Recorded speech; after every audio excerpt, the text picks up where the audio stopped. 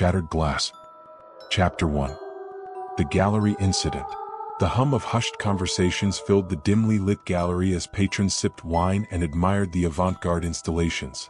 In the center of the room stood a towering sculpture made entirely of shattered glass, its sharp edges glinting under the soft light, resembling a chaotic yet mesmerizing crystal storm frozen in time. The artist, Vincent Hale, was known for his unsettling works that seemed to dance on the edge of beauty and danger, but tonight, his masterpiece was drawing more than just admiration. It was sparking unease. Samantha Rowe, a seasoned journalist with a penchant for digging up the darkest secrets, had been drawn to the gallery by whispers of something sinister lurking behind the facade of the art world. Dressed in her usual black attire, she blended seamlessly with the crowd, her eyes sharp and observant as she circled the sculpture. There was something about the way the glass shards were arranged, something almost deliberate. As she moved closer, she noticed a small card placed discreetly at the base of the sculpture. It read, Fragmentos de Alma, Fragments of the Soul. The title sent a shiver down her spine, though she couldn't quite put her finger on why. But her thoughts were interrupted by the arrival of the gallery owner, a tall, impeccably dressed man with silver hair and a smile that didn't reach his eyes. "Miss Rowe," he greeted, his voice smooth as silk. "I'm glad you could make it. I understand you have an interest in Mr. Hale's work." Samantha nodded, her reporter's instincts kicking in. "Indeed, Mr. Langston. His work is compelling." "Compelling and controversial," Langston corrected with a slight smirk. "But that's what makes art memorable, doesn't it?" Samantha offered a polite smile, but inside, her mind was racing. There had been rumors, hushed, fearful rumors, that Hale's art was more than just a visual spectacle. Some said that his pieces had a dark power, that they were connected to a series of mysterious deaths. Of course, no one had ever proven anything, and Hale himself had always dismissed the claims as nonsense. But Samantha wasn't one to be easily swayed by denials. Just as she was about to probe further, the gallery was plunged into darkness. The sudden blackness elicited gasps from the crowd, followed by the sound of glass shattering, louder and more ominous than before. Samantha's heart raced as she instinctively crouched down, reaching for the small flashlight she always carried in her purse. The beam cut through the darkness, revealing shards of glass scattered across the floor, but the sculpture itself remained intact. Before she could make sense of what had happened, the lights flickered back on, revealing a scene of chaos. One of the patrons, a man in his mid-30s, lay on the ground near the sculpture, a shard of glass protruding from his neck, blood pooling around him in a gruesome display. The crowd recoiled in horror, and within seconds the gallery erupted in panic. Samantha's breath caught in her throat as she stood frozen, the implications of what she was seeing dawning on her. This was no accident, this was murder, and it was just the beginning. Chapter 2. The Unsettling Connection. The gallery was quickly cordoned off by police, the once lively atmosphere now replaced by a tense, almost suffocating silence. As the flashing lights of squad cars painted the walls in eerie shades of red and blue, Samantha stood off to the side, her mind whirling with questions. The man who had been killed, who was he and why had he been targeted? She watched as the body was carefully placed on a stretcher, the blood-stained shard of glass still embedded in his neck. Detective Michael Gray approached her, his expression a mix of curiosity and suspicion. He was a grizzled veteran of the force, with a face that told 1,000 stories of the horrors he had witnessed. "Samantha Rowe," he began, his voice low, "I didn't expect to see you here." Samantha met his gaze evenly. "I was covering the event. Vincent Hale's work has been gaining a lot of attention lately, and not all of it good." Gray nodded slowly, his eyes scanning the scene. "And now we have a dead man in the middle of an art gallery. Coincidence?" Samantha hesitated. "I don't believe in coincidences, detective. There's something about this that doesn't sit right with me." Gray sighed, rubbing his temple as if trying to fend off an impending headache. "You and me both. We're still identifying the victim, but my gut tells me this isn't random. And I don't like what that implies." Samantha's thoughts drifted back to the rumors she'd heard about Hale's art. Could it be true? Could there really be something dark and dangerous hidden within those glass shards? She knew she needed more information, but getting it wouldn't be easy, especially if Hale was involved. "I need to speak with Hale," she said suddenly. "He might know something." Gray looked skeptical but nodded. "All right, but be careful, Rowe. If there's more to this than meets the eye, you could be putting yourself in serious danger. Samantha offered him a grim smile. Wouldn't be the first time. As she left the gallery, her thoughts were consumed by the dead man's face, his lifeless eyes reflecting the shattered glass around him. There was something she was missing, a piece of the puzzle that hadn't yet fallen into place. And whatever it was, she was determined to find it, no matter the cost. Chapter 3. The Artist's Secrets. Vincent Hale's studio was a far cry from the sterile, minimalist gallery that showcased his work. It was a cavernous space filled with towering sculptures, scattered tools, and countless sketches pinned haphazardly to the walls.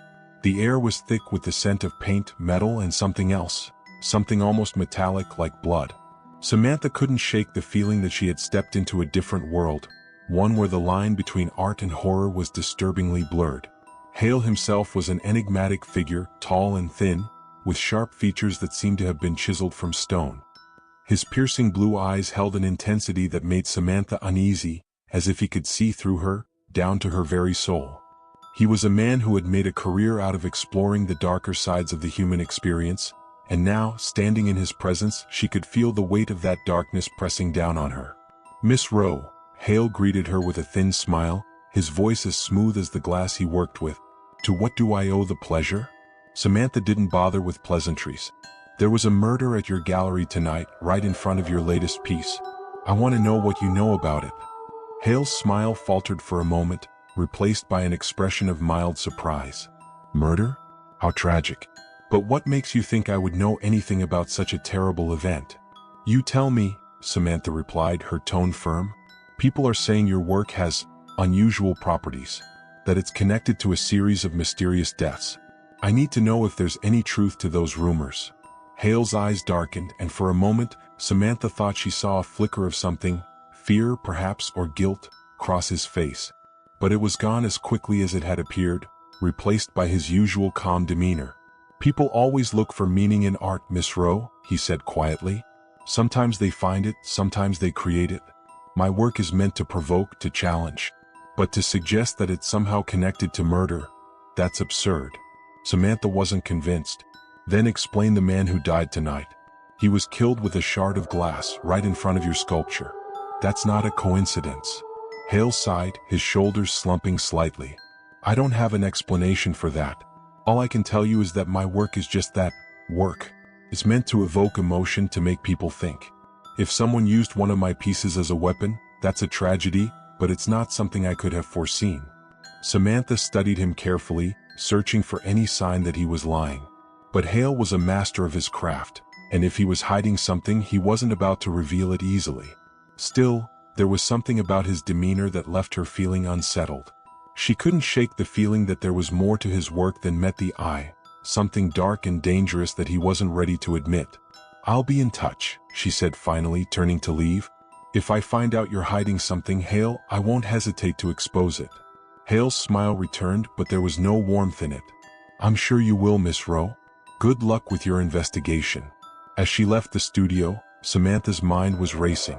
She had a feeling that Hale knew more than he was letting on, but without concrete evidence, all she had were suspicions.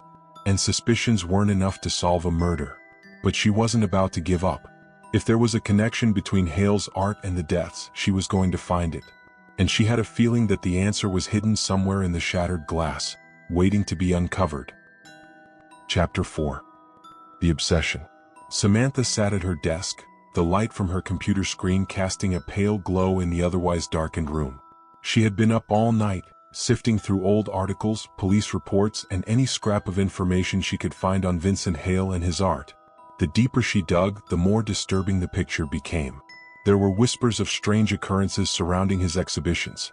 Patrons who had fallen ill, accidents that had claimed the lives of those who had come too close to his sculptures, and, most unsettling of all, disappearances that had never been explained. But there was one case that stood out, one that sent a chill down her spine as she read the details.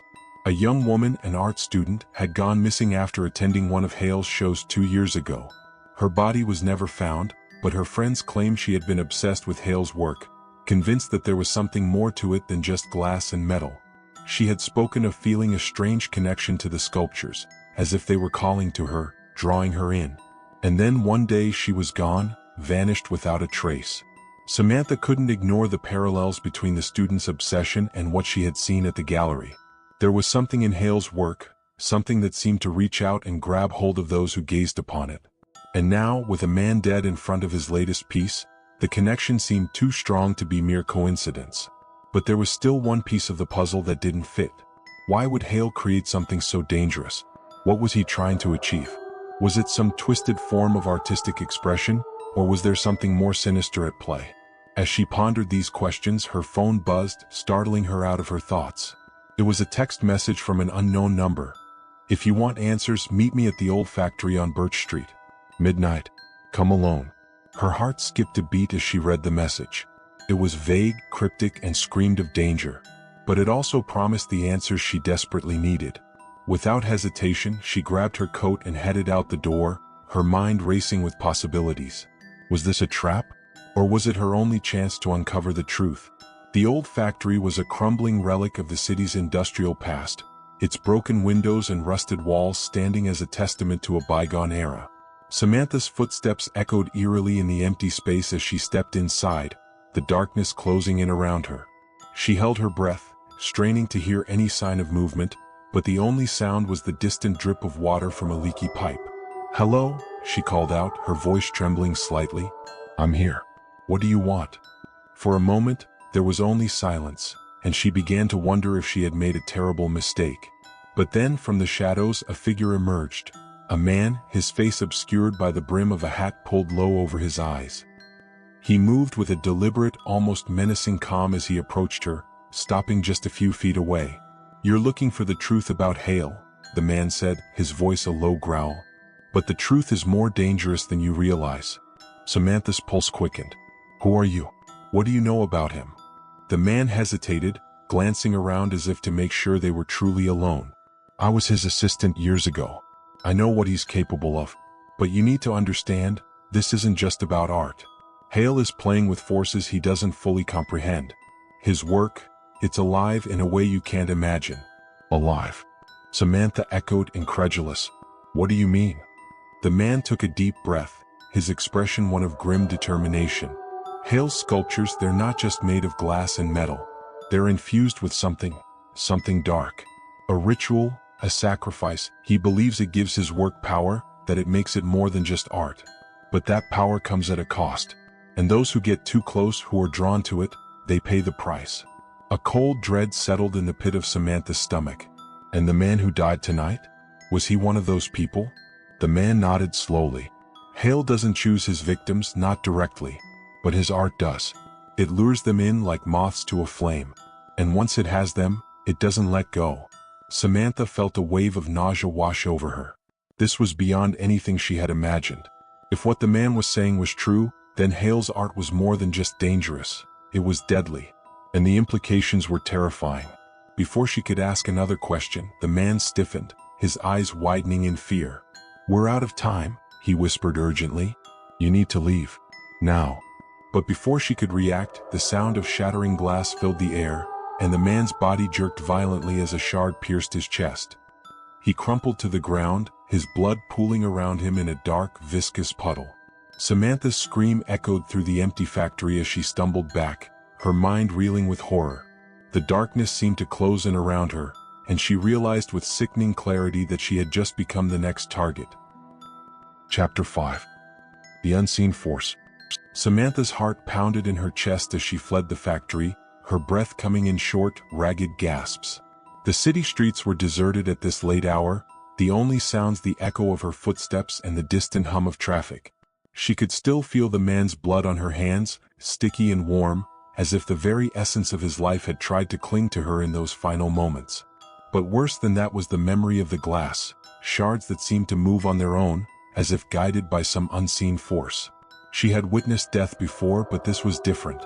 This was murder by something unnatural, something that defied explanation. And the more she thought about it, the more she realized that the danger wasn't just in the sculptures. It was in the power behind them. Whatever Hale had done, whatever dark ritual he had used to infuse his art with life, it was now hunting her, just as it had hunted the others.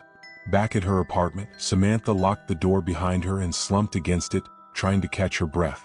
She was in too deep now to back out, but the fear gnawed at her, a cold, relentless dread that threatened to consume her. She needed help. Someone who understood what she was dealing with, someone who could help her survive the nightmare she had stumbled into.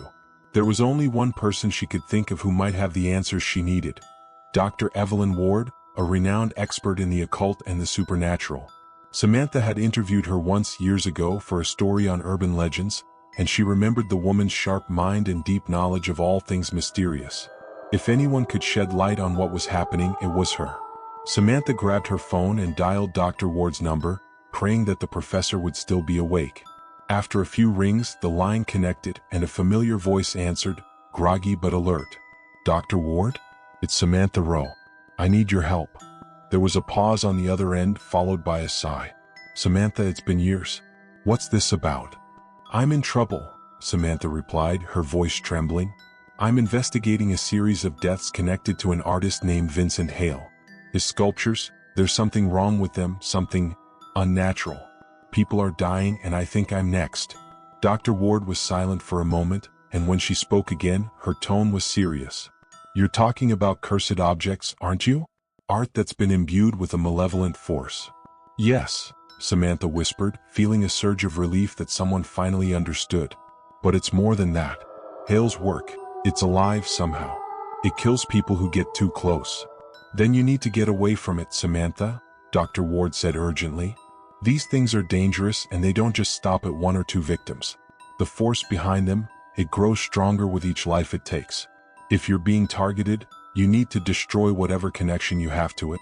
Burn anything you've taken from the gallery, any notes, photos, everything.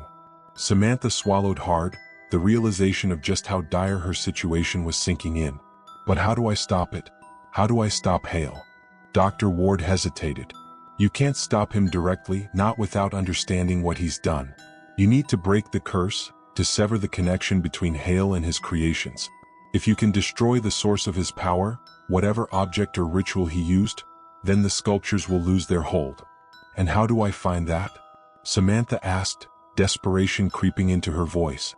The same way you find any hidden truth, Dr. Ward replied calmly. You dig. Look for patterns, for symbols in his work, for anything that seems out of place. And be careful, Samantha. These forces, they don't like being uncovered. Samantha thanked the professor and hung up, feeling a mix of hope and dread. She had a plan now, a way forward, but it was a dangerous one.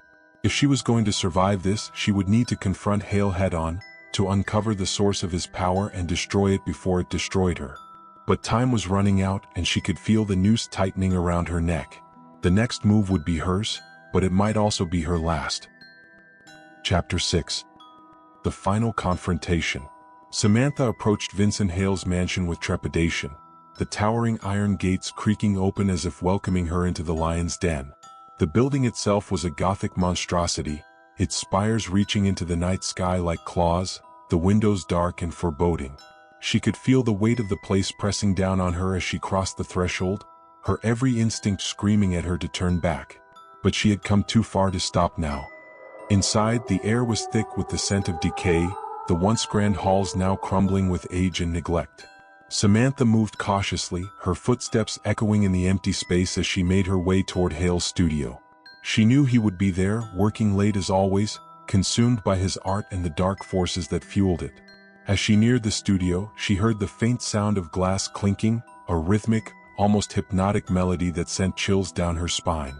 Pushing open the heavy wooden door, she stepped inside and found herself face to face with Hale. He stood in the center of the room, surrounded by his sculptures, his hands moving deftly as he shaped a new piece from shards of glass. His eyes, once cold and calculating, now burned with a feverish intensity, as if the darkness had finally taken hold of him completely. "Vincent," Samantha called out, her voice steady despite the fear gnawing at her insides. "It's over. I know what you've done." Hale didn't look up from his work. Do you really understand, Samantha? This isn't just art, it's immortality. My work will live on long after I'm gone because it's alive. It's a part of me, of my soul." "At what cost?" Samantha demanded, stepping closer. "How many people have died because of your obsession? How many lives have been destroyed?" "More than you know," Hale replied, his tone almost wistful. But they were necessary sacrifices. Their energy fuels the art, gives it life. Without them it's just glass. But with them, it's eternal. Samantha felt a wave of revulsion wash over her. You're insane. You've killed innocent people for this, whatever it is. And I'm going to stop you. Finally, Hale looked up, his eyes meeting hers. There was a madness in them, a wild, unhinged gleam that made her heart skip a beat. You can't stop me, Samantha. It's too late. The work is already done. Maybe, Samantha said, her hand slipping into her pocket, fingers closing around the small vial of holy water Dr. Ward had given her. But I'm going to try. With a swift motion, she threw the vial at the nearest sculpture, the glass shattering on impact.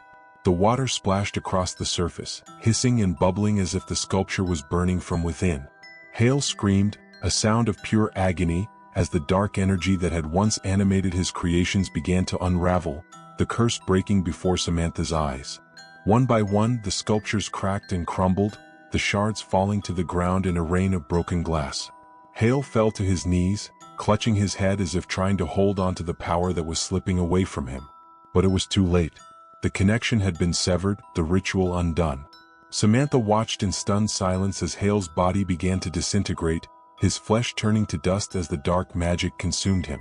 Within moments, he was gone, nothing more than a pile of ash on the studio floor. The sculptures, too, had been reduced to rubble, their once menacing forms now nothing more than shattered remnants of a twisted vision. The air in the studio was clear, the oppressive weight lifted, as if the house itself had been cleansed of the darkness that had taken root within it. Samantha took a deep breath, the first she had taken without fear in days. It was over. The curse had been broken and Hale's reign of terror had come to an end. But as she turned to leave, she couldn't shake the feeling that something had been left behind, some small piece of the darkness that refused to die. And as she stepped out into the cool night air, she couldn't help but wonder if it was truly over, or if Hale's legacy would live on in some other, darker form.